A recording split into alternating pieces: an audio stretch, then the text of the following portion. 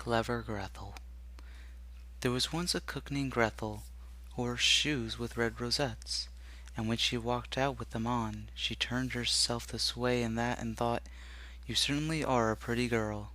And when she came home she drank, in her gladness of heart, a draught of wine, and as wine excites the desire to eat, she tasted the best of whatever she was cooking until she was satisfied, and said, "The cook must know what the food is like." It came to pass that the master one day said to her, "Grethel, there is a guest coming this evening.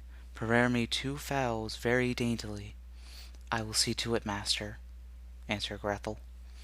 She killed 2 fowls, scalded them, plucked them, put them on the spit, and towards evening set them before the fire, that they might roast.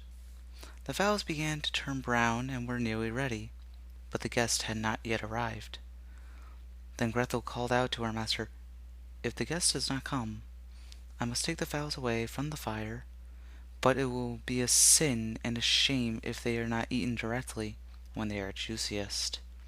The master said, "I will run myself and fetch the guest." When the master had turned his back, Grethel laid the spit with the fowls on one side and thought, "Standing so long by the fire there makes one hot and thirsty. Who knows when they will come? Meanwhile, I will run into the cellar and take a drink." She ran down, set a jug, and said, "God blesses thy use, Grethel," and took a good drink, and took yet another hearty draught.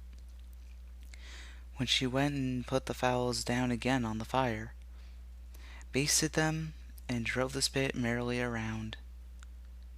But as the roast meat smelt so good, Grethel thought something might be wrong.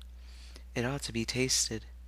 She touched it with her finger and said, "Ah, how good fowls are! It certainly is a sin and a shame if they are not eaten directly." She ran to the window to see if the master was not coming with his guest, and she saw no one, and went back to the fowls and thought, "One of the wings is burning. I better take it off and eat it." So she cut it off, ate it, and enjoyed it. And when she had done, she thought, "The other must be done too, or else matter, it will observe that something is missing." And when the 2 wings were eaten, she went and looked for her master. It did not see him. It suddenly occurred to her, "Who knows? They are perhaps not coming at all, and have turned in somewhere." Then she said, "Hullo, Grethel, enjoy yourself. 1 fowl has been cut in 2. Take another drink and eat it up entirely.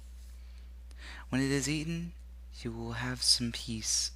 Why should God's good gifts be spoilt?" So she ran into the cellar again, took an enormous drink, and ate up the 1 chicken in great glee. When one of the chickens was swallowed down, and still her master did not come, Grethel looked at the other and said, "Where one is, the other should be likewise. The 2 go together. That's right, for one is right for the other. I think if I were to take another draught, it would do me no harm." So she took another hearty drink, and let the second chicken rejoin the first. While she was just in the best of the eating, her master came in and cried, "Hurry up! Haste thee, Grethel! The guest is coming directly after me." "Yes, sir, I will soon serve up," answered Grethel.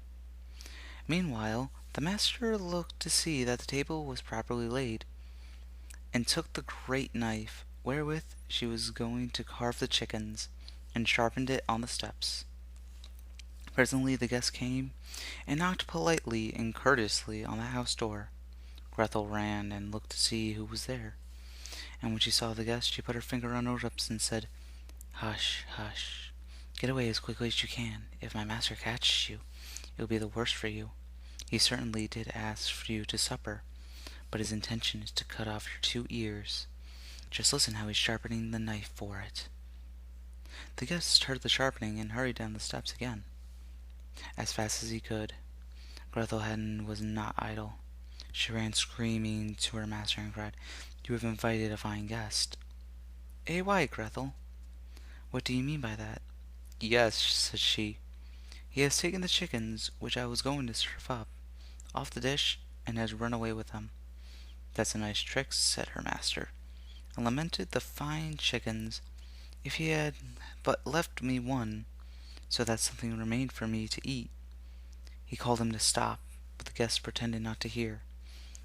Then he ran after him with a knife, and still in his hand, crying, just one," meaning that the guest should leave him just one chicken, and not take both. The guest, however, thought no otherwise than that he was to give up one of his ears, and ran as if fire were burning under him, in order to take them both home with him.